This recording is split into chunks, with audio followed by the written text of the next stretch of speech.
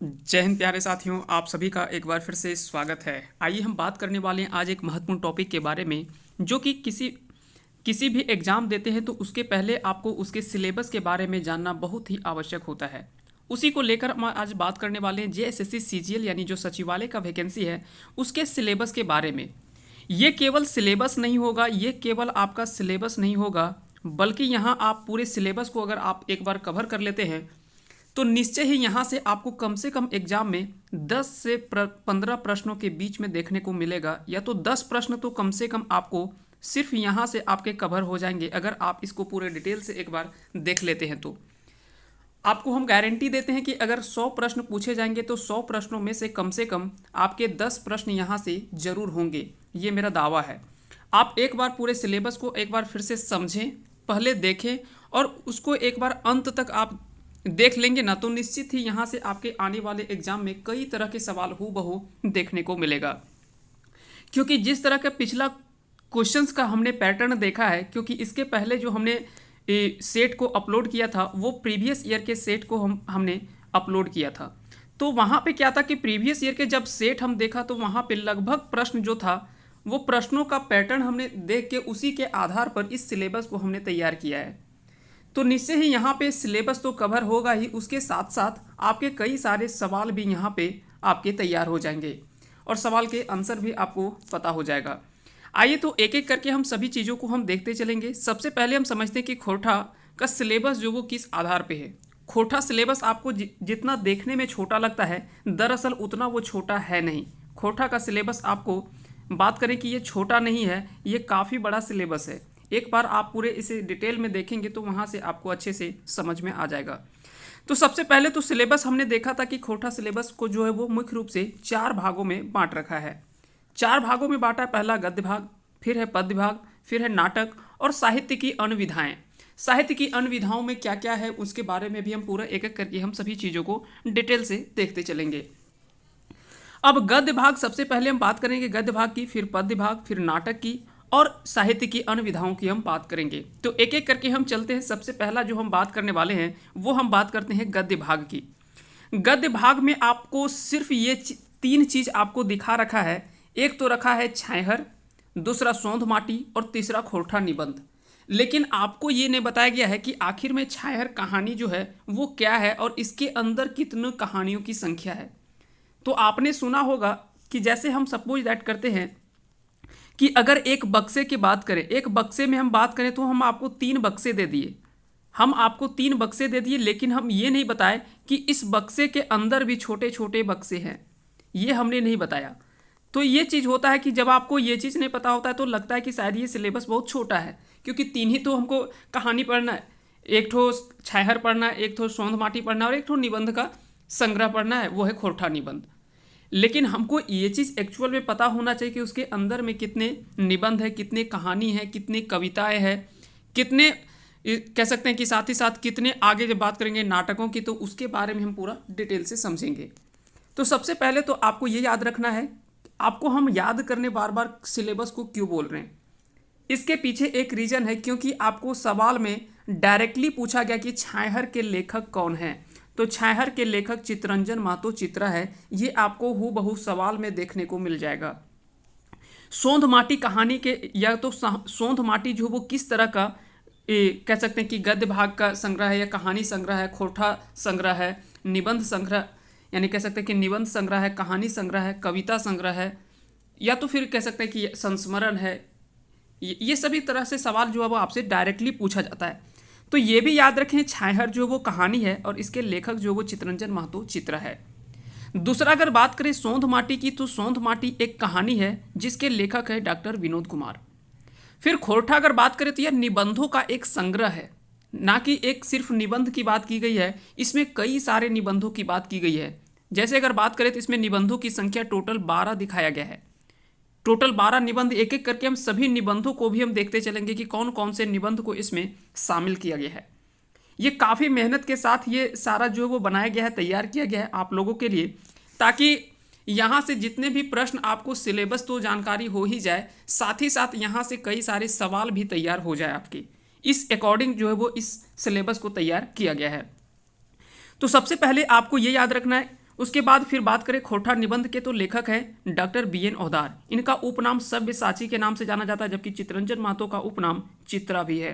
तो ये भी सवाल जो वो पूछा जाता है कि चितरंजन महतो या चित्रा के उपनाम से कौन जाने जाते हैं, या तो सव्यसाची उपनाम से इनमें से कौन से खोटा साहित्यकार जाने जाते हैं? Doctor BN Ohdar. जैसे झारपात, कई बार पूछा जाता है कि झारपात को किस उपन्यासकार को या तो फिर किस लेखक को, जो वो किस खोटा साहित्यकार को सव्यसाची या तो फिर झारपात के उपनाम से जाना जाता है? तो झारपात डॉक्टर AK झा को कहा जाता है, जबकि सव्यसाची जो वो डॉक्टर BN ओहदार जी को कहा जाता है। वहीं अगर बात करें चित्रा, तो चित्रा जो है चितरंजन महतो का उपनाम है। उसी तरह से भुवनेश्वर दत्त शर्मा जो कि व्याकुल के उपनाम से जाने जाते हैं। तो इस तरह के सवाल भी आपसे पूछ लिया जाता है। तो ये पहला आपका ये याद रख लेना है कि सबसे पहले ये किस तरह का विधा है? कहानी है और ये खोटा निबंध संग्रह है। उसके लेखक कौन है? तो छायाहर के लेखक चितरंजन महतो चित्रा है, सोंध माटी के डॉक्टर विनोद कुमार और खोटा निबंध के लेखक हैं डॉक्टर BN ओहदार। अब बात करते हैं छायाहर। तो छायाहर का प्रकाशन वर्ष जो है वो 2007 में इसका प्रकाशन हुआ था। सबसे पहले आपसे किसी भी कहानी हो या तो नाटक हो, तो उससे कितने तरह के प्रश्न आपसे पूछे जा सकते हैं, आइए हम उसके बारे में पहले बात करते हैं, उसके बाद फिर हम इन सभी चीज़ों को देखेंगे। सबसे पहले तो बताना होगा आपको कि छायाहर जो वो किस तरह की रचना है। कहानी है, कविता है, निबंध संग्रह है, संस्मरण है, इस तरह के सवाल, या जीवनी है, यात्रा वृतांत है, इस तरह के सवाल आपसे पूछ लेगा। तो पहला तो आपको ये याद रखना है। दूसरा क्या पूछेगा कि उसके लेखक कौन है। छायाहर अगर लिखा गया तो उसको किसके द्वारा लिखा गया है? तो चितरंजन महतो चित्रा के द्वारा लिखा गया है।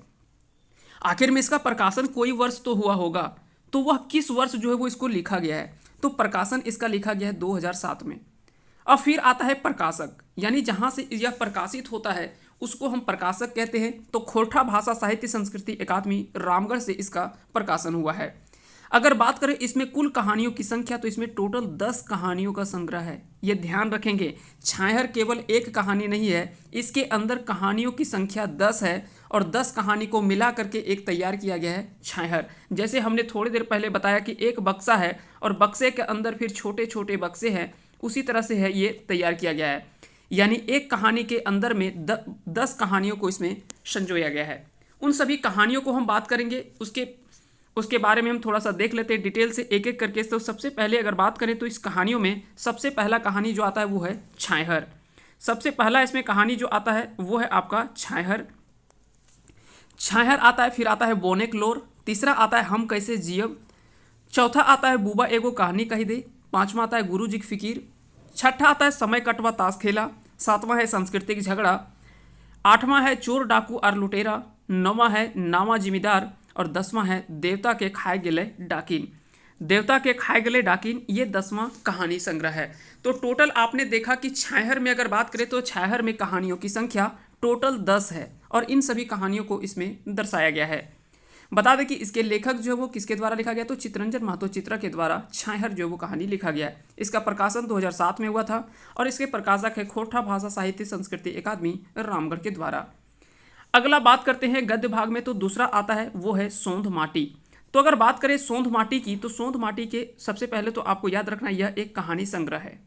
इसके लेखक है डॉक्टर विनोद कुमार और इसका प्रकाशन पहली बार जो प्रथम प्रकाशन हुआ था 1990 में और अंतिम प्रकाशन जो अपडेटेड प्रकाशन माना गया है वो 2017 में माना गया है। बात करें प्रकाशक की, तो इसके प्रकाशक जो है जहाँ से यह पुस्तक प्रकाशित हुआ है वो है जनजातीय भाषा अकादमी रांची, जो कि उस समय बिहार झारखंड, क्योंकि आप सभी को पता है कि 1990 में झारखंड जो है वो बिहार के अंतर्गत था। तो उस समय बिहार झारखंड दोनों, बाद में ये झारखंड के अंतर्गत आता है, लेकिन उस समय बिहार ही था। तो इस तरह से याद रखेंगे जनजातीय भाषा अकादमी रांची, बिहार झारखंड। अगर ऑप्शन में आपको बिहार भी रहे तो टिक कर देना है बिहार, कोई दिक्कत नहीं, क्योंकि 2000 में हमारा झारखंड अलग होता है 15 नवंबर 2000 को। उसके पहले तो जो था वो क्या था, तो 2000 के पहले जो था वो बिहार के अंतर्गत ही हमारा राज्य था।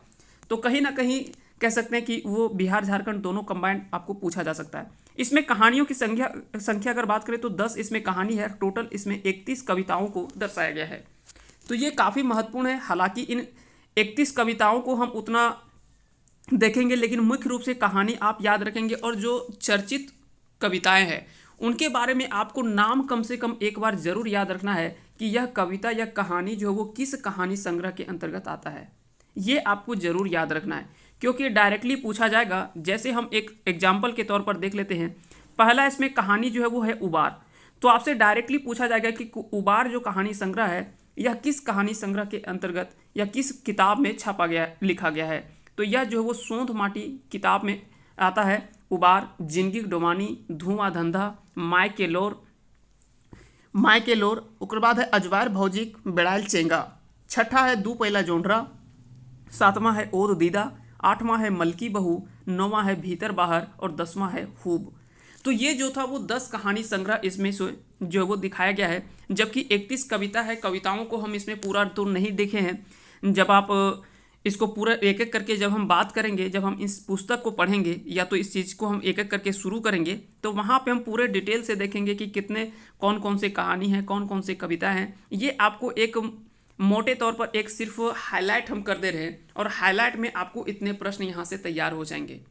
तो समझ लीजिए कि सिर्फ आप ये सिलेबस और आप देख रहे हैं, तो सिलेबस से आपको इतने सवाल तैयार होने वाले हैं। जब आप पूरे डिटेल से पढ़ लेंगे तो समझ लीजिए कि आपके लगभग प्रश्न यहाँ से एक भी प्रश्न नहीं छूटने के चांस होगा, और लगभग आप 90 to 95 के बीच में आप स्कोर कर सकते हैं। अगर इसको आप एक प्लानिंग के साथ, एक प्लानिंग के तहत अगर आप पढ़ा जाए तो 90 to 95% तक मार्क्स आप उठा सकते हैं, इसमें ये गारंटी है। लेकिन इसके लिए आपको एक सही रणनीति की आवश्यकता है। सही रणनीति के तहत आपको पढ़ना पड़ेगा। अगला बात करते हैं, तो अगला है खोटा निबंध। तो खोटा निबंध की बात करें तो यह डॉक्टर BN ओहदार के द्वारा लिखा गया है, और यह निबंधों का एक संग्रह है।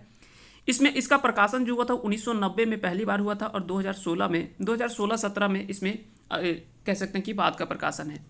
प्रकाशक अगर आपसे पूछा जाए तो जनजातीय भाषा अकादमी रांची, जो कि बिहार झारखंड का भाग था, क्योंकि 1990 में इसका पहला प्रकाशन हुआ है, प्रथम प्रकाशन। तो और आपसे पूछा जाए कि इसमें निबंधों की संख्या कुल कितनी है, तो 12 निबंधों की संख्या इसमें कुल है। आइए एक एक करके हम सभी निबंधों को देख लेते हैं। सबसे पहला इसमें निबंध जो दिखाया गया है वो है सोबटाय चल है। सोबटाय चल है, इसमें पहला जो निबंध दिखाया गया है, सोबटाय चल है, इसमें पहला निबंध जो है वो दिखाया गया है। तो आइए हम एक एक करके सभी चीज़ों को हम देख लेते हैं थोड़ा सा, और ताकि यहाँ से हमको अच्छे से समझ में आ जाएगा। तो सबसे पहला जो इसमें निबंध संग्रह दर्शाया गया है वो है सोबटाय चल है।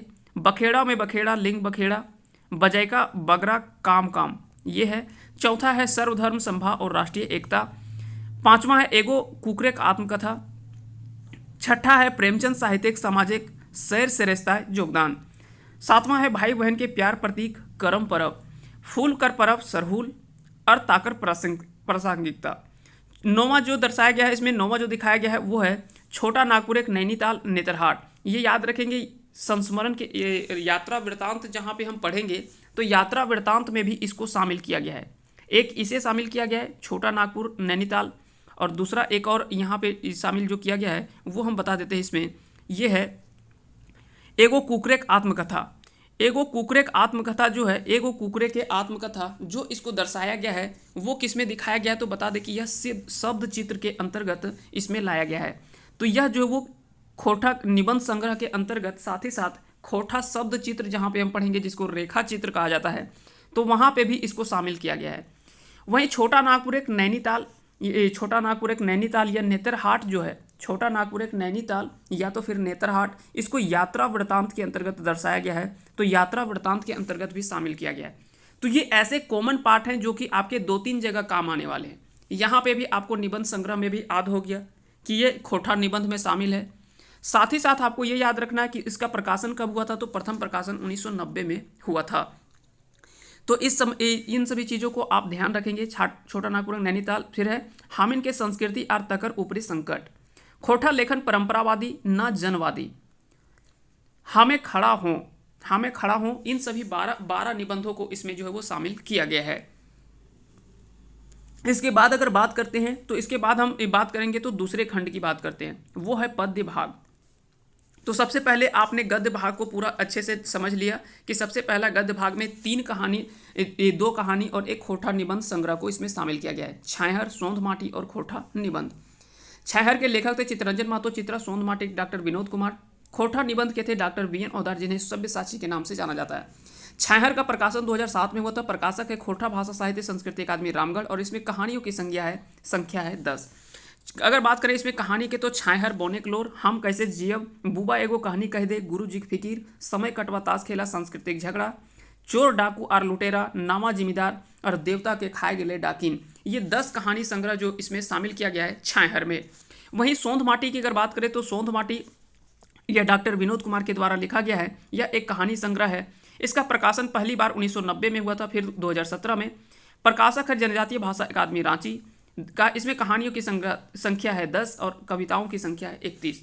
अगर बात करें कहानी की तो कहानी में आता है उबार, जिंदगी डोमानी, धूमा धंधा, माय के लोर, अजवायर भौजी बेड़ायल चेंगा, दू पहला जोंडरा, ओद दीदा, मलकी बहू, भीतर बाहर और खूब। ये 10 कहानी इसमें संग्रह को शामिल किया गया है। इसमें हमने 31 कविताओं को शामिल नहीं किया है, क्योंकि आगे जब हम बात करेंगे पद्य भाग में तो एक एक ऐसे ऐसे हैं जिसमें 72 ठो कविता को शामिल किया गया है। तो 72 कविता को इसमें लिखना और थोड़ा पॉसिबल और थोड़ा हमने सही नहीं समझा, जिसके कारण से उसको नहीं लिखा है। लेकिन जहाँ से आपके प्रश्न बन सकते हैं उन सभी चीज़ों को हमने शामिल किया है।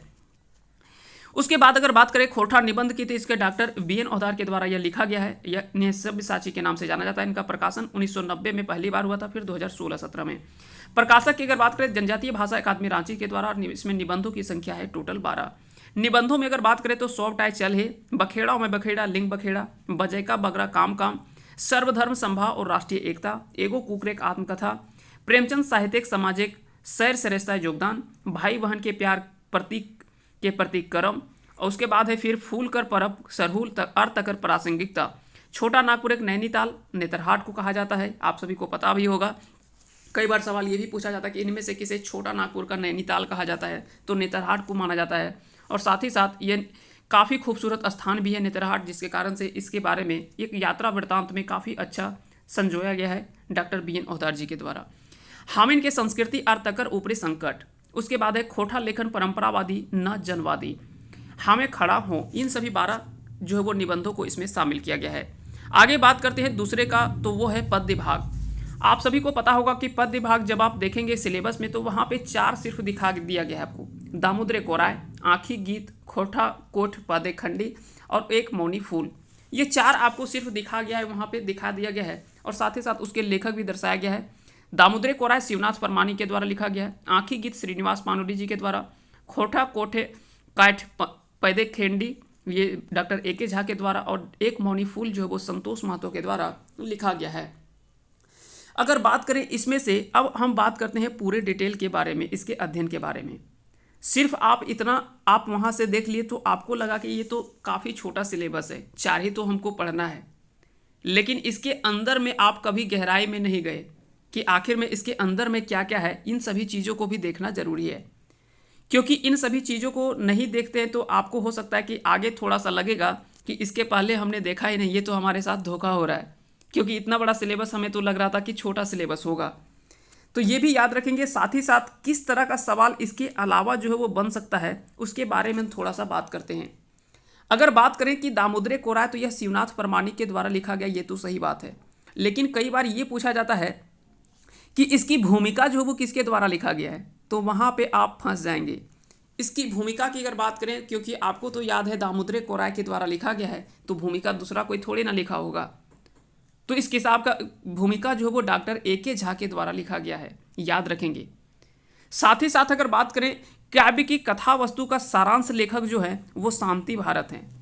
तो ये 3 चीज़ आपको ध्यान में रखना है। इसके लेखक अगर आपसे पूछा जाए तो शिवनाथ परमाणिक, दामोदर कोराय की भूमिका डॉक्टर AK झा, और काव्य की कथा वस्तु का सारांश लेखक जो है वो शांति भारत के द्वारा लिखा गया है। अब बात करते हैं इसके प्रकाशन की, तो 1986 में इसका प्रकाशन हुआ था। 1986 में इसका प्रकाशन हुआ था। अगर बात करें इसके प्रकाशक की तो खोटा साहित्य संस्कृति परिषद भतुआ बोकारो में इसका जो है वो यह प्रकाशक वहीं से इसका प्रकाशन हुआ था। और इसमें अध्याय या सर्गों की संख्या टोटल 6 है।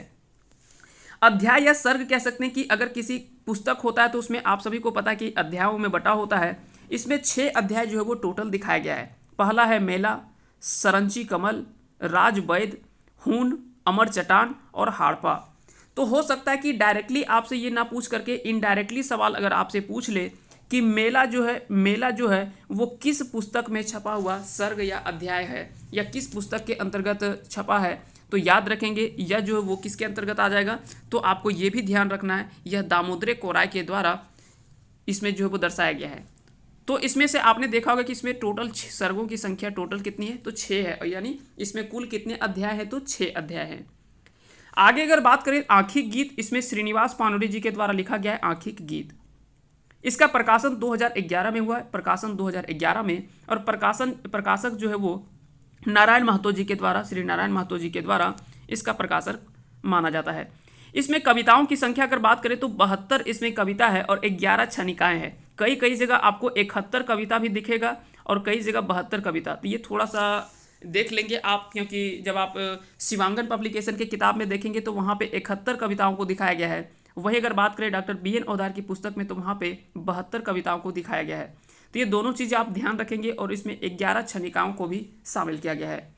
हम इसमें 72 कविताओं की तो बात नहीं करेंगे, लेकिन हाँ, आंखिक गीत में छपी हुई पहली कविता की अगर बात करें तो आज हमर गीतेक देशे, ये जो है वो इसकी पहली कविता है, और इसकी अंतिम कविता जो है वो विधवा है।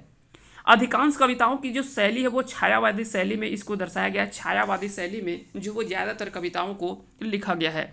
तो ये आपको याद रखना है, कई बार आपसे पहली कविता और अंतिम कविता पूछ लिया जाता है, क्योंकि ये एग्जामिनर को भी पता है कि 72 ना हम याद रख सकते हैं, ना स्टूडेंट याद रख सकता है, ना ये किसी के लिए यहाँ से जो पूछना वो प्रासंगिकता भी है, यानी ये सही भी है। तो कहीं ना कहीं वो आपसे प्रश्न जो पूछेगा वो इसी तरह से पूछेगा, या तो फिर पहली कविता पूछ सकता है, या तो फिर अंतिम कविता पूछ सकता है, या तो फिर उसमें से कुछ जो है वो पॉपुलर कविताओं को उसमें शामिल कर सकता है, यानी जो चर्चित कविताएं हैं उसको हो सकता है कि उसमें शामिल किया जाए। तो हमने पहली कविता और अंतिम कविता को शामिल कर दिया गया है। किस शैली में अधिकांश लिखा गया, तो यह छायावादी शैली में लिखा गया है। उसके बाद अगर बात करें कुछ इसमें जो चर्चित कविता है उसको हम आगे जब हम डिटेल से पढ़ेंगे इसके बारे में, जब हम देखेंगे आंखिक गीत, तो वहाँ पे हम पूरे इसको डिटेल से देख लेंगे कि इसमें से कौन कौन से प्रश्न हमसे पूछा जा सकता है। उन सभी कविताओं को भी हम शामिल इसमें कर लेंगे। तीसरा अगर बात करें इसमें तो आता है खोटा काठ पैदे खंडी। इसमें इसको जो लिखा गया है वो डॉक्टर AK झा के द्वारा लिखा गया है। इसका प्रकाशन, पहला जो प्रकाशन हुआ था वो प्रथम प्रकाशन 1983 में और फिर 2014 में। प्रकाशक की अगर बात करें तो खोटा ढाकी क्षेत्र कमेटी कोठार जो है, इसे यह जो है वो प्रकाशक है, इसका प्रकाशन वहीं से हुआ है। और कविताओं की संख्या इसमें टोटल जो वो 19 कविताओं को इसमें शामिल किया गया है। तो आप देख सकते हैं कि इसमें अध्याय की संख्या 6 है, इसमें 72 कविता और 11 छनिकाओं को शामिल किया गया है। इसमें कविता जो वो 19 कविताओं को शामिल किया गया है। वहीं एक मौनी फूल में कविताओं की संख्या 31 है। तो आप समझ लीजिए कि कितना बड़ा सिलेबस हो सकता है। अगर आप पूरे डिटेल से इसको पढ़ने के लिए बैठेंगे तो यकीन मानिए ये काफ़ी लंबा चौड़ा सिलेबस है। और अभी तो ये दूसरा भाग ही है, पद्य भाग ही है। आगे आपको और भी देखना है, नाटक देखना है। नाटक के बाद फिर हम अन्य विधाओं में जाएंगे, जैसे हम उन सभी चीज़ों के बारे में हम वहाँ पे बात करने वाले हैं। सबसे पहले बात करेंगे संस्मरण की, जीवनी की, यात्रा वृत्तांत और शब्द चित्र। वहाँ पे आपको 4 चीज़ दिखाया गया है। अगर बात करें खोटा काठ पदे खंडी, तो इसमें जो पहला जो कविता को दिखाया गया वो है चनफन मानुस, और लास्ट जो है इसमें से लास्ट कविता जो है वो है डीडी नुनू पापा खाऊ। डीडी नुनू पापा खाऊ। इन सभी चीज़ों के बारे में हम इसका पूरा देखेंगे कि इसका मतलब क्या होता है। इसको हिंदी में अनुवाद करके भी हम समझेंगे, परंतु अभी हम इन सभी चीज़ों को हम डिटेल में नहीं जाएंगे।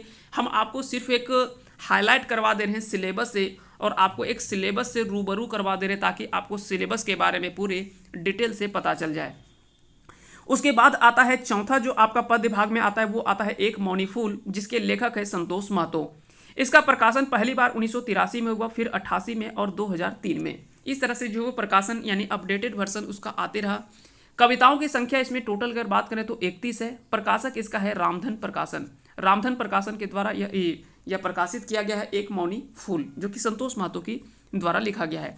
इसमें पहला अगर कविता की बात करें तो प्रार्थना जो है इसमें पहली कविता है, और लास्ट जो है वो विदाई है। इसमें एक चीज़ आप आसानी से याद रख सकते हैं कि एक मौनी फूल की पहली कविता, तो आप सभी को पता है कि जब हम कहीं भी जाते हैं तो पहली बार स्टार्टिंग में प्रार्थना करके यानी हाथ जोड़ के उसे बोलते हैं, और अंत में क्या बोलते हैं कि अब हमें विदाई दे दो, अब हमको जाना है। तो इस तरह से भी आप याद रख सकते हैं कि पहला जो है इसमें प्रार्थना है और अंतिम जो है वो विदाई है। तो इस तरह से आप याद रख सकते हैं कि एक मौनी फूल का पहली कविता जो है वो प्रार्थना है और अंतिम कविता जो है वो विदाई है।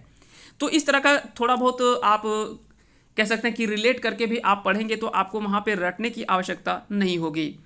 आगे अगर बात करें तो तीसरा जो आपका खंड दिया गया है वो है नाटक। तीसरा खंड जो दर्शाया गया है वो नाटक को दर्शाया गया है। इसमें से बात करें तो डाह, अजगर, चाबी काठी और उद्वासल कर्ण। अगर बात करें डाह की तो इसको जो लिखा गया वो सुकुमार के द्वारा लिखा गया है।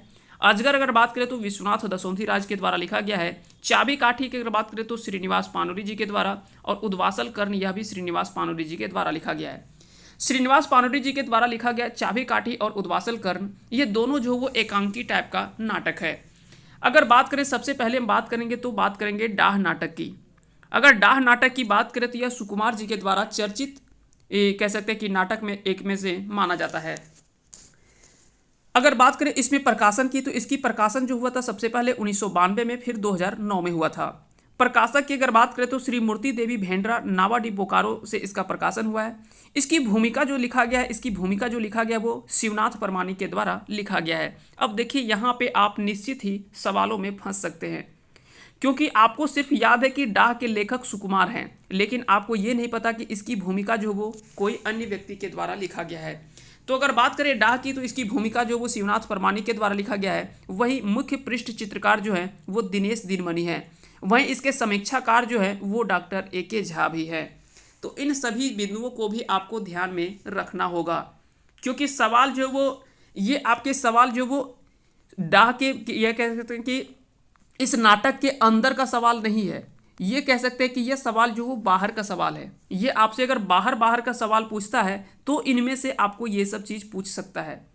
और उम्मीद भी यही हम करेंगे कि इसके बहुत ज़्यादा गहराई में नहीं जाएगा एग्जामिनर। आपको जो सवाल पूछेगा भी वो भी आपको कहीं ना कहीं ऊपर से ही सवाल आपसे पूछ लेने वाला है। बहुत ज़्यादा इसमें डिटेल में नहीं जाएगा। हाँ, ये चीज़ है कि इसके पात्र आपको याद रखने कि इसमें से कौन कौन से पात्र हैं और इस नाटक में मुख्य रूप से किस चीज़ को जो है वो दर्शाया गया है, ये भी आपको ध्यान में रखना होगा। तो सबसे पहले अगर बात करें तो इन सभी चीज़ों की हमने बात कर लिया। उसके बाद बात करते हैं इसमें पुरुष जो पात्र हैं और महिला पात्र हैं। तो इसमें एक मेल पात्रों की संख्या और दूसरा है जो महिला पात्र।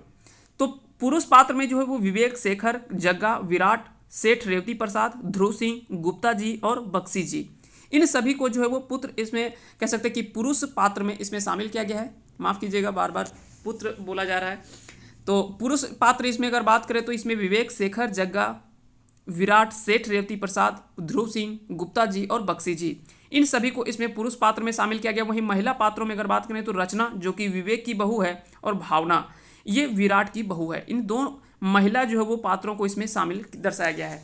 आप सभी को पता है कि जब आप कहीं भी कला मंचन होता है या नाटक होता है तो उसमें अलग अलग कह सकते हैं कि किसी का भी जो पाठ होता है वो पाठ करते हैं, इसी को हिंदी में हम पात्र कहते हैं, है ना, जो किसी की भूमिका में कह सकते हैं कि उसका पात्र करता है।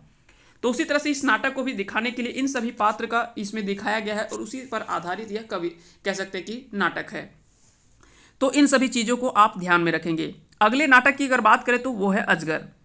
अजगर यहाँ पे मुख्य रूप से अजगर सांप से नहीं दर्शाया गया है। अजगर यहाँ पे मुख्य रूप से इस समाज की ओर से एक कह सकते हैं कि सामाजिक रूप से दर्शाया गया है। और समाज में बोला गया कि समाज रूपी में जो मानव को खाने वाले जो मानव अजगर हैं, यानी जो समाज रूप में ऐसे ऐसे लोग हैं जो कि खा जा रहे हैं, जिंदा आदमी को निगल जा रहे हैं और डकार भी नहीं ले रहे हैं, तो उन सभी व्यक्ति के ऊपर ये कटाक्ष रूप से एक तरह से दर्शाया गया है। तो ऐसे लोगों के ऊपर यह एक सामाजिक नाटक के रूप में दर्शाया गया है। यहाँ पे अजगर का मतलब यहाँ पे सांप नहीं, यहाँ पे अजगर जो है वो एक कह सकते हैं कि सामाजिक जीवन के ऊपर इसमें से दर्शाया गया है। तो यहाँ पे एक कह सकते हैं कि उन लोगों के ऊपर कटाक्ष किया गया है जो गलत तरीके से कह सकते हैं कि कहीं ना कहीं लोगों को कह सकते हैं कि परेशान करते हैं और उसके कई तरह से पैसे जो है वो खा जाते हैं, या तो फिर उसको कई अलग अलग आधारों पर उन सभी चीज़ों को गलत तरीके से करके उसको जो वो कहीं ना कहीं प्रताड़ित करते हैं, उनको इसमें शामिल किया गया है। उसी के ऊपर इसमें दर्शाया गया है इस नाटक को। अगर बात करें इस नाटक के लेखक की तो इस नाटक को लिखा गया विश्वनाथ दशोंधीराज के द्वारा।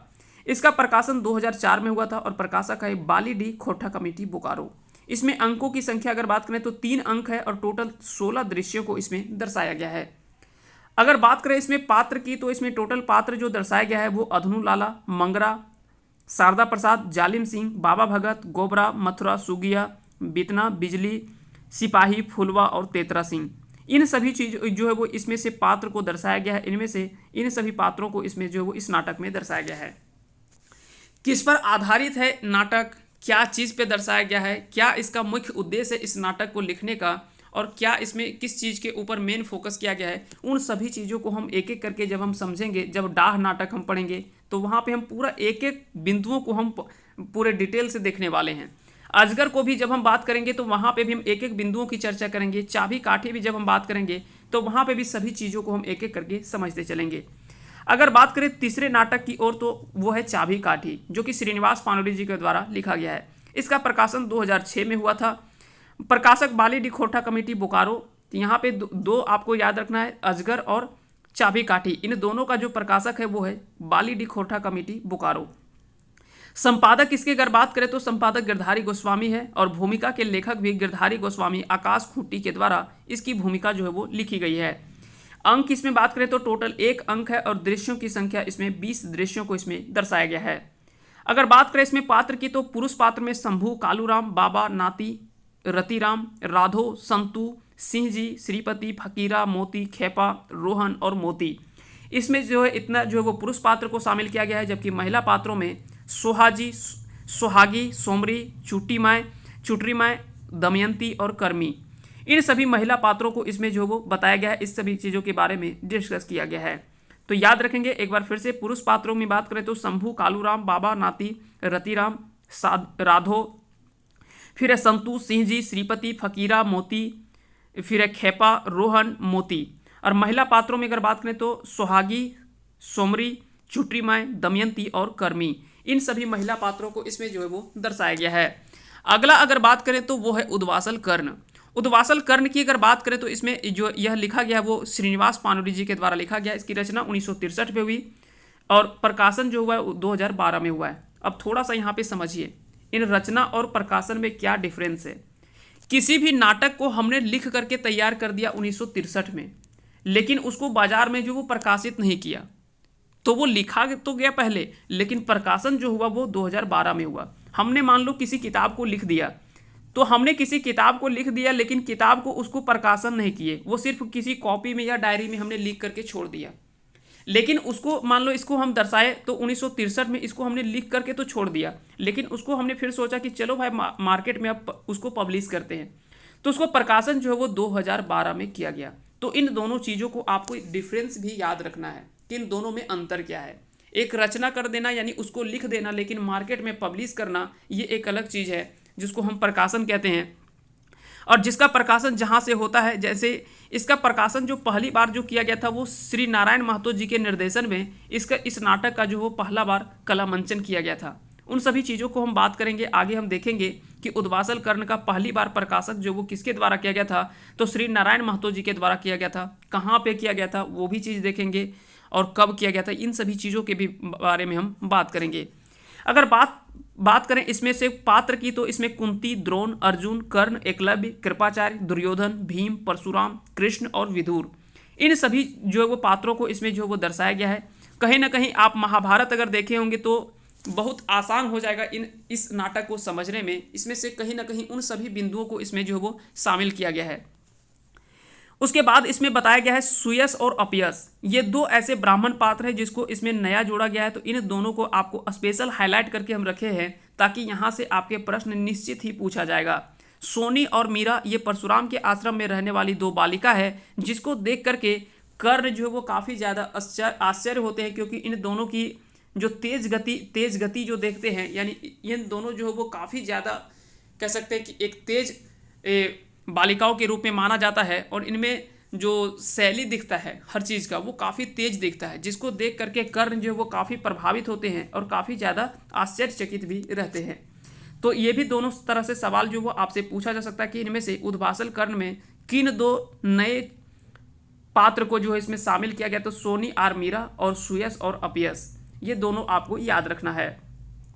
आगे हम बात करते हैं, अगला चलते हैं। अगला है साहित्य की अन्य विधाएं। तो साहित्य की अन्य विधाओं में अगर बात करें तो सबसे पहला आपको दे रखा है संस्मरण, फिर जीवनी, यात्रा वृत्तांत और चौथा है शब्द चित्र। ये चार साहित्य की अन्य विधाओं में दर्शाया गया है। तो सबसे पहले हम थोड़ा थोड़ा हाईलाइट करते हुए हम बात करेंगे आखिर में संस्मरण होता क्या है संस्मरण। तो संस्मरण शब्द जो वो मुख्य रूप से सम्यक स्मरण से बना है। स्मृति के आधार पर आत्मकथा, जीवनी, यात्रा वृत्तांत या यात्रा संस्मरण, स्मरण आदि साहित्यिक अंदाज में अगर वर्णन करता है वह जो वो संस्मरण कहलाता है। अगर आपने देखा होगा कि एक आत्मकथा होता है, एक जीवनी होता है। आत्मकथा और जीवनी में भी बहुत अंतर होता है। कई लोगों को इसमें लगता होगा कि आत्मकथा और जीवनी क्या है, एक ही चीज़ तो है, लेकिन नहीं। आत्मकथा जो वो खुद के द्वारा लिखी गई आत्मकथा होता है और वो जीवन कह सकते हैं कि जीवित व्यक्ति के द्वारा लिखा जाता है जब जीवित होता है। आखिर में जब हम अपना जीवनी कब लिखेंगे, जब हम जिंदा रहेंगे तब तो अपना जीवित जीवनी हम तभी लिख सकते हैं। तो ये आत्मकथा हम तब लिखते हैं जब हम जीवित रहते हैं और खुद के द्वारा लिखा गया होता है, उसे हम आत्मकथा कहते हैं। जबकि जीवनी जो वो किसी प्रसिद्ध व्यक्ति के जीवन पर आधारित कोई भी व्यक्ति लिखता है और उसके मरणोपरांत जो वो उसके बारे में जो वो लिखा जाता है कहीं ना कहीं जीवनी, तो उसके बारे में जो इसमें दर्शाया जाता है। यात्रा वृत्तांत, कहीं आप प्रमुख यात्रा पर जा रहे हैं, उसके बारे में कुछ कुछ स्मरण हो रहा है और आपको लग रहा है कि हाँ ये काफ़ी अच्छा, ये घटना सारा हमारा घटा है हमारे साथ यहाँ पे पूरे यात्रा वृत्तांत में। तो उस यात्रा वृत्तांत को कह सकते हैं कि साहित्यिक शैली में दर्शा देना, उसी को यात्रा वृत्तांत या तो फिर यात्रा संस्मरण कहते हैं। फिर उसके बाद है शब्द चित्र। तो शब्द चित्र को भी हम आगे बात करेंगे, उसके बारे में भी हम डिटेल से देखेंगे। आइए अगर बात करें संस्मरणों की, तो प्रमुख संस्मरण में कुछ अगर बात करें जो आपसे यहाँ पे मुख्य रूप से पूछे जाने वाला है, वो संस्मरण में सबसे पहले पूछा जाएगा बोरवा अड्डा अखय बोर और उड़ गेले फुलवा रह गेले बास। ये दो ऐसे कह सकते हैं कि प्रमुख संस्मरण है जो कि पहली बार इसमें जो वो सबसे पहला संस्मरण रूप में माना जाता है। ये दोनों बोरवा अड्डा अखय बोर, यह जो वो शांति भारत के द्वारा लिखा गया और यह श्रीनिवास पानुरी जी के ऊपर आधारित है। क्योंकि श्रीनिवास पानुरी जी से जब मिलने जाते हैं शांति भारत, तो उन दोनों के बीच में जो भी वार्तालाप होती है, जो भी प्रमुख बातें होती है, उन सभी चीज़ों को इसमें जो है वो दर्शाया गया है।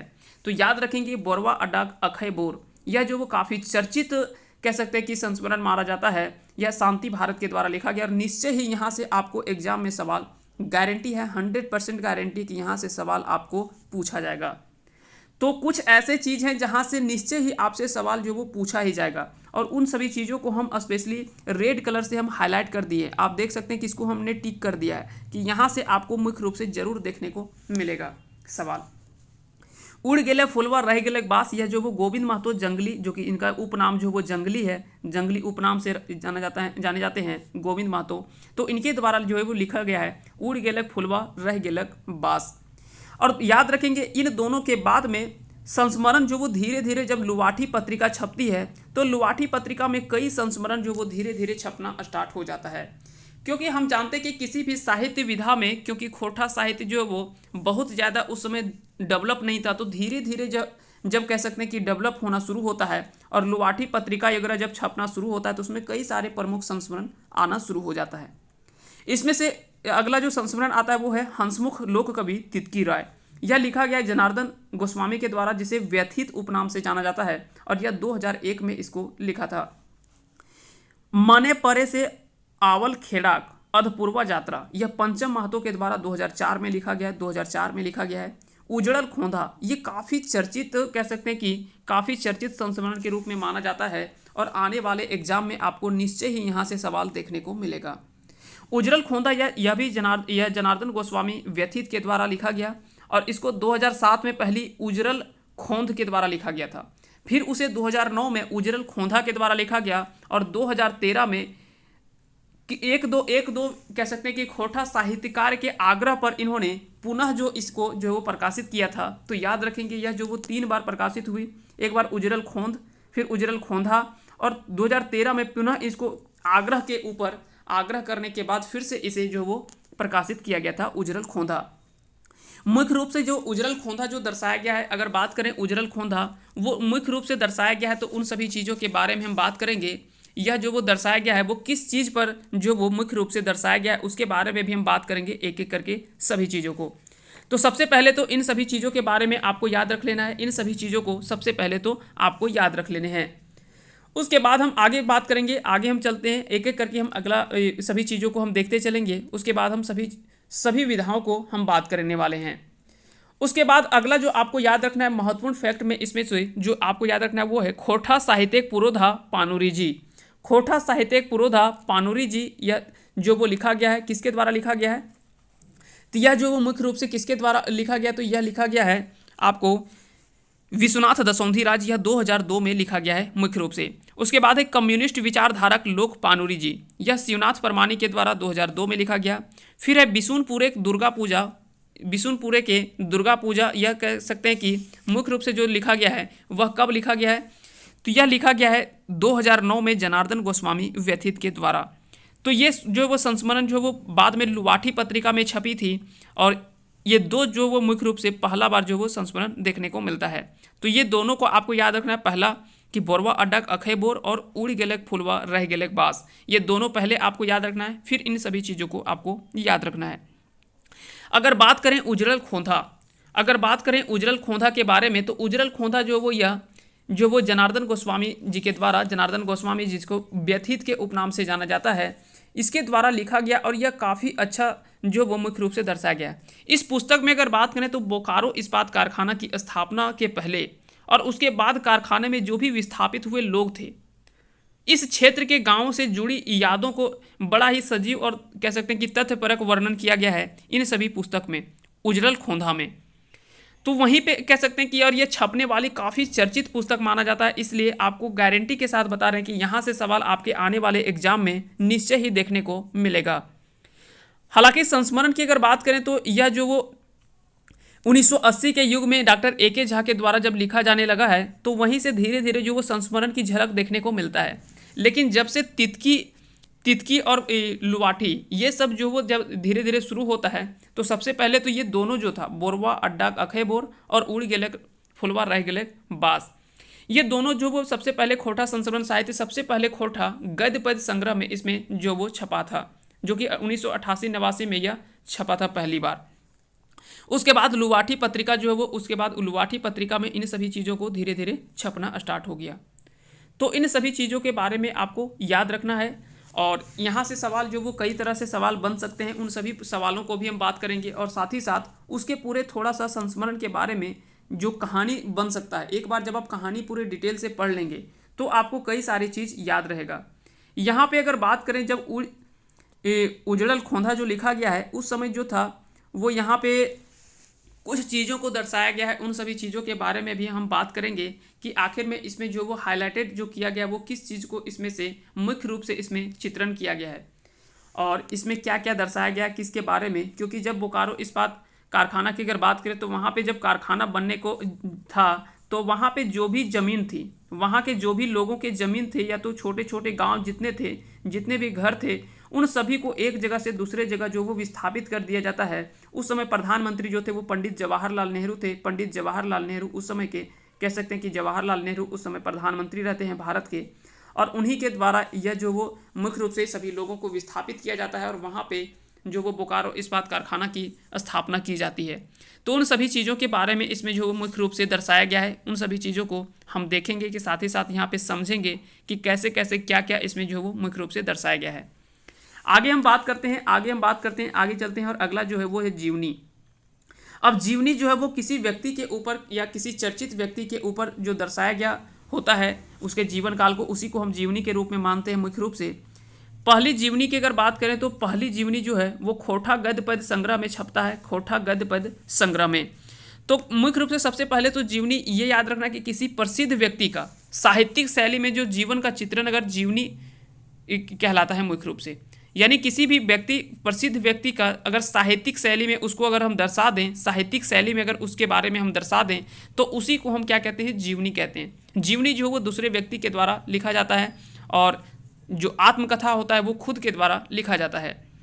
अगर बात करें इसमें से पहली जीवनी की, तो वो है खोटा गद्य पद संग्रह, जो कि 1989 में, और यह झारखंड के खोटा में इंटरमीडिएट के पाठ्यक्रम में इसे शामिल भी किया गया है। ये भी आपको याद रखना है। इसमें से पहला जो था वो था बड़का बुजुर्ग बिरसा। यह मुख्य रूप से बिरसा मुंडा जी के ऊपर यह लिखा गया है जीवनी, और यह लिखा गया है डॉक्टर ए.के. झा के द्वारा। तो हो सकता है कि आपसे डायरेक्टली सवाल पूछा जाए कि बिरसा मुंडा जी के ऊपर आधारित जीवनी किसके द्वारा लिखा गया है, तो डॉक्टर ए.के. झा के द्वारा लिखा गया है। या अगर सीधा जीवनी ही पूछ ले कि बड़का बुजुर्ग बिरसा केकर लेखक के हक है, तो डॉक्टर ए.के. झा के द्वारा यह लिखा गया है। दूसरा जो आता है इसमें, दूसरा जो था वो था शेख भिखारी। यह पारसनाथ महतो के द्वारा पारसनाथ महतो के द्वारा शेख भिखारी के बारे में यह लिखा गया है। आप सभी को पता होगा कि शेख भिखारी जो है वो 1857 की सिपाही विद्रोह के बाद झारखंड के और मांझी क्षेत्र में टिकैत उमराव सिंह की अगुवाई में चले आवाज के जो भी आज़ादी आंदोलन था उसमें शेख भिखारी ने जाम जो कह सकते कि अपना जान जो वो जोखिम में डाल करके अंग्रेजों को अपने क्षेत्र में घुसने से रोकने की काफ़ी ज़्यादा महत्वपूर्ण भूमिका भी निभाती है और 1857 की क्रांति के लिए मुख्य रूप से इनको जाना जाता है। तो ये भी याद रखेंगे। बाकी का बिरसा मुंडा के बारे में तो बताने की ज़रूरत नहीं है, शायद आप सभी को लगभग लोगों को पता ही है इनके बारे में, तो इसमें से बहुत ज़्यादा डिटेल में हम नहीं जाएंगे। आगे अगर बात करें दू डायर जिरहुल फूल, तो दू डायर जिरहुल फूल या जो वो खोरठा भाषा की कक्षा 10वीं में जो है वो खोरठा पाठ्यक्रम में शामिल किया गया है। दू डायर जिरहुल फूल, इसमें से 2 जीवनी को शामिल किया गया। एक है राम नारायण सिंह जो कि जयवीर साहू के द्वारा लिखा गया है और दूसरा है तिलका मांझी या बीएन औदार के द्वारा लिखा गया है। 2010 में यह प्रकाशित हुआ था।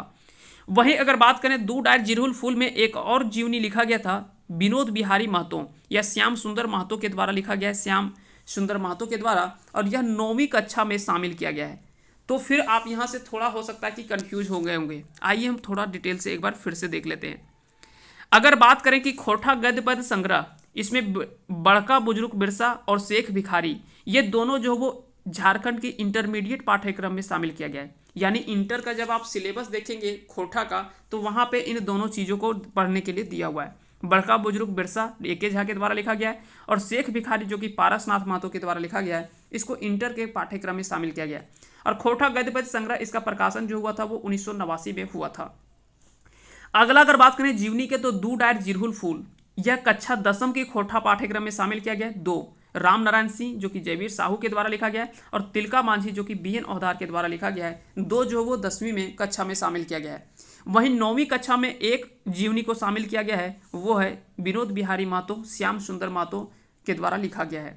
तो विनोद महतो जी के ऊपर जीवनी आधारित है और यह श्याम सुंदर महतो के द्वारा लिखा गया है जो कि झारखंड की खोरठा की 9वीं कक्षा के सिलेबस में इसको जो वो शामिल किया गया है। तो ये आपको याद रखना है। इसके अलावा अगर जीवनी की बात करें तो इसके अलावा जीवनी जो है वो है भुवनेश्वर दत्त शर्मा व्याकुल के ऊपर जो कि परितोष कुमार प्रजापति के द्वारा लिखा गया है। श्रीनिवास पानुरी जी की जो जीवनी है वो प्रदीप कुमार दीपक के द्वारा लिखा गया है। विश्वनाथ दसौंधी राज यह जो है वो श्याम सुंदर केवट ये रवि के उपनाम से जाने जाते हैं, इनके द्वारा लिखा गया है। बोड़ाल साहित्यिक ध्रुव तारा पानुरी जी इसका जो लिखा गया है जीवनी वो प्रदीप कुमार दीपक के द्वारा। साहित्यिक उत्तराधिकारी पुत्र अर्जुन पानुरी यह लिखा गया गिरधारी कुमार गोस्वामी या आकाश खूंटी के उपनाम से जाने जाते हैं। और खोरठा के खूंटा तितकी राय यह काफ़ी चर्चित कह सकते हैं कि जीवनी माना जाता है और सिराजुद्दीन सिराज के द्वारा यह लिखा गया है। बालीडी और साथ ही साथ याद रखेंगे कि यह ऐसा पहली जीवनी साहित्य है, पहली यह जीवनी साहित्य जिसका पुस्तक में प्रकाशन हुआ था सिराजुद्दीन सिराज के द्वारा। बालीडी खोरठा कमेटी के द्वारा इसका प्रकाशन हुआ था 2012 में और यह पहली जीवनी साहित्य है। इस तरह पे सवाल पूछा जाता है कि इनमें से कौन सा एक पहली जीवनी साहित्य माना जाता है या जिसका पुस्तक जो बाजार में उपलब्ध हुआ या कह सकते हैं कि बाद में इसका पब्लिश हुआ, तो वो था खोरठा खूंटा तितकी राय सिराजुद्दीन सिराज के द्वारा। हालांकि एक महत्वपूर्ण फैक्ट याद रखेंगे, इनका सिराजुद्दीन सिराज का निधन जो वो 2017 में इनका निधन हो गया। तो ये भी आपको फैक्ट याद रखने हैं। आगे हम चलते हैं और आज का कह सकते हैं कि थर्ड पॉइंट जो है इसमें जो दिया गया है चौथे में साहित्य की अन्य विधाओं में वो शामिल किया गया यात्रा वृत्तांत को। यात्रा वृत्तांत अगर बात करें तो यात्रा के अनुभवों और अनुभूतियों की रोचक व लिखित प्रस्तुति को ही हम यात्रा वृत्तांत कहते हैं। यानी कहीं भी हम यात्रा कर रहे हैं उसमें जो भी अनुभव और अनुभूति जो होती है उसके रोचक और लिखित प्रस्तुति को हम क्या कहते हैं, यात्रा वृत्तांत कहते हैं। जैसे अगर हम कहीं घूमने गए तो वहाँ पे क्या क्या घटना हमने देखा, क्या क्या हमारे साथ घटित हुआ, क्या क्या हमने नज़ारा देखा, उन सभी चीज़ों को अगर साहित्यिक रूप से प्रस्तुतिकरण अगर कर देते हैं तो उसी को हम यात्रा वृत्तांत कहते हैं। तो याद रखेंगे। इसमें से अगर पहली यात्रा वृत्तांत अगर आपसे पूछा जाए तो दार्जिलिंग गंगटोक यात्रा, क्योंकि पहली जो भी होता है पहला जो होता है वो आपसे निश्चय ही सवाल वहाँ से पूछा जाता है। तो अगर आपसे पूछा जाए कि झारखंड में खोरठा की पहली यात्रा वृत्तांत इनमें से कौन सा है, तो दार्जिलिंग गंगटोक यात्रा जो कि डॉक्टर चतुर्भुज साहू के द्वारा लिखा गया था। यह 1989 में लिखा गया और यह पहली यात्रा वृत्तांत है। साथ ही साथ याद रखेंगे यह जो संग्रह जो वो किस में छपा था, तो खोरठा गद्य पद्य संग्रह में यह जो वो पहली बार छपा था। उसके बाद आता है मनचरैया। मनचरैया या पंचम महतो के द्वारा लिखा गया है और यह भी काफ़ी चर्चित जो वो यात्रा वृत्तांत माना जाता है। इन सभी चीज़ों के बारे में हम एक एक करके डिटेल से पूरा पढ़ेंगे। मनचरैया जो है वो पंचम महतो के द्वारा लिखा गया है और खोरठा में यात्रा वृत्तांत की एकमात्र पुस्तक जो है जारी किया जाने वाला। अभी हमने क्या बात किया था, अभी हमने बात किया पहली यात्रा वृत्तांत। तो पहली यात्रा वृत्तांत अगर आपसे पूछा जाए तो दार्जिलिंग गंगटोक यात्रा। लेकिन अगर पूछा जाए कि खोरठा में यात्रा वृत्तांत की एकमात्र पुस्तक कौन सी है तो मनचरैया है। मनचरैया इसका प्रकाशन 2008 में हुआ था बाली डी खोरठा कमेटी बोकारो के द्वारा और इसकी भूमिका जो लिखा गया था वो दिनेश दिनमणि के द्वारा लिखा गया था। साथ ही साथ याद रखेंगे इसमें कुल जो कह सकते हैं कि कुल कितने यात्रा वृत्तांत को इसमें शामिल किया गया था तो टोटल 8 इसमें यात्रा वृत्तांत को एक साथ पब्लिश किया गया था मनचरैया नामक पुस्तक में।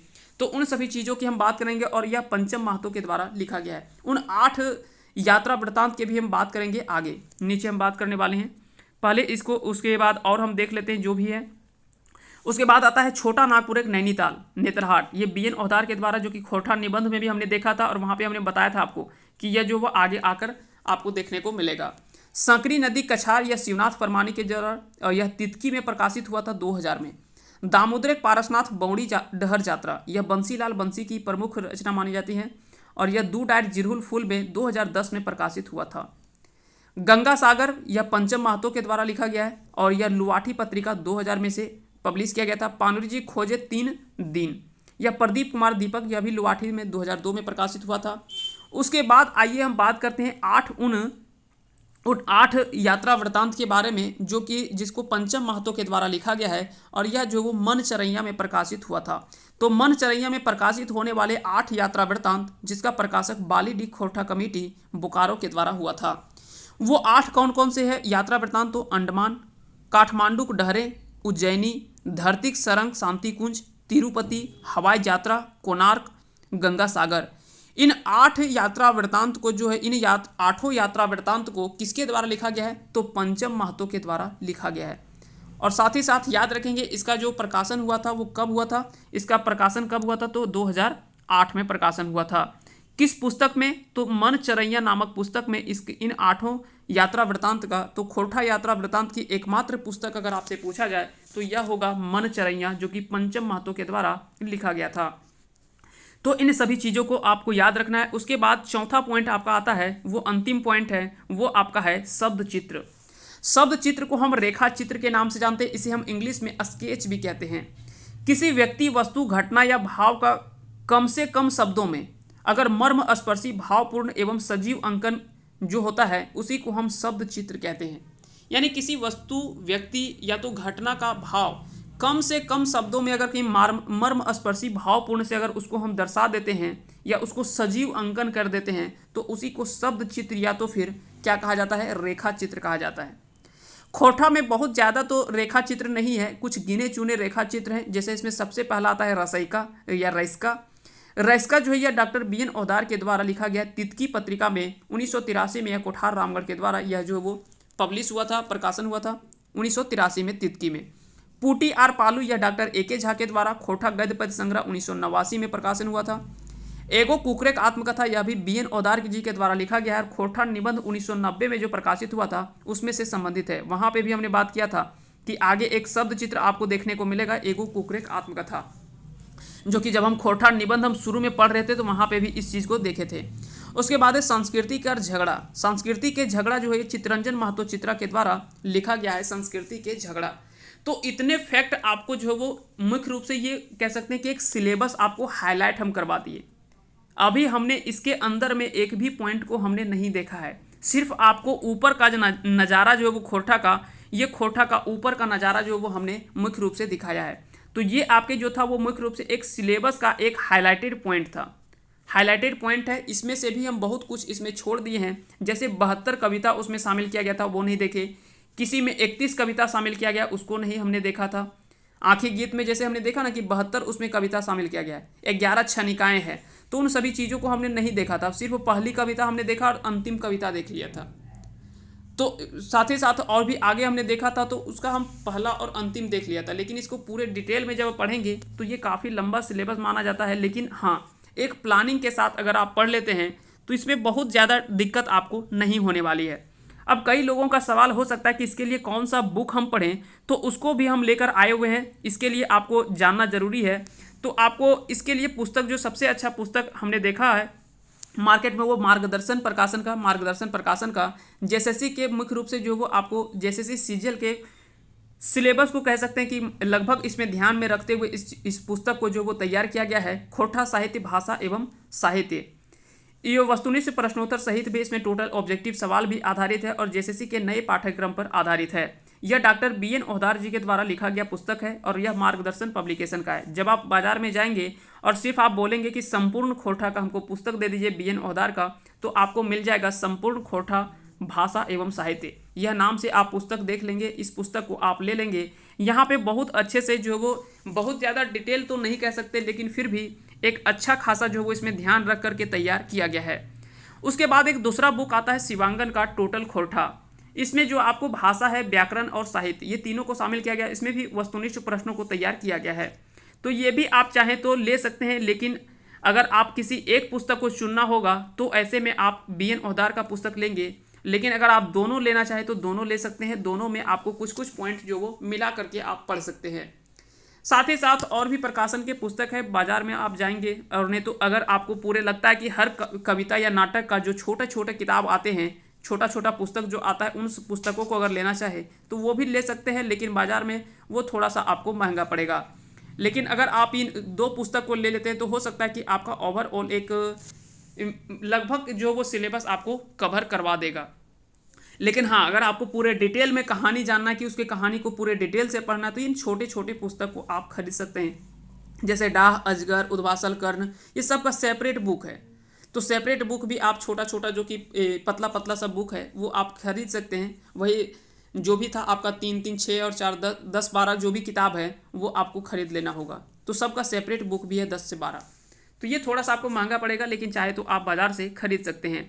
तो उम्मीद करते हैं कि आज का ये वीडियो सेशन आप सभी को पसंद आया होगा। अगर पसंद आएगा तो आप इस वीडियो को लाइक करें, साथ ही साथ चैनल पे अगर नए हैं तो चैनल को सब्सक्राइब कर दें और बेल आइकन को प्रेस कर दें, ताकि इसी तरह का वीडियो जब हम अपलोड करेंगे तो उसका नोटिफिकेशन आपको चला जाएगा और आप आसानी से यहाँ पे सारे चीज़ों को देख सकते हैं। साथ ही साथ हमने खोटा के प्रीवियस ईयर के लगभग 6 से 7 सेट को हमने अपलोड कर चुका है। 5 से 7 सेट जो है वो पिछला जितने भी एग्ज़ाम हुए हैं, चाहे वो जेएसएससी एसआई का एग्ज़ाम हो, झारखंड एसआई का एग्ज़ाम हो, या तो फिर झारखंड सीजीएल का एग्ज़ाम हुआ हो, या तो फिर जितने जेटेट का एग्ज़ाम हुआ है, सीटेट बोल रहे जेटेट का एग्ज़ाम हुआ है, या तो और भी जो भी झारखंड के एग्ज़ाम हुए हैं, और उसमें खोटा का जो भी प्रीवियस ईयर का सेट पूछा गया है, उन सभी चीज़ों को हमने, पूरे सेट को हमने डिस्कशन किया है। 100 प्रश्नों के पूरे सेट को, वहाँ से आपको एक और अंदाज़ा आ जाएगा कि किस तरह के प्रश्न जो है वो आपसे पूछे जाते हैं। तो हम उसका उन सभी वीडियो का डिस्क्रिप्शन में लिंक डाल देंगे। अगर आप चाहे तो उन वीडियो को आप देख सकते हैं। प्रीवियस ईयर के क्वेश्चन जब आप देखेंगे तो वहाँ से आपको सारी चीज़ों को पता चल जाएगा। आप सभी को बहुत बहुत धन्यवाद अंत तक बने रहने के लिए। Thanks for watching. जय हिंद, जय भारत।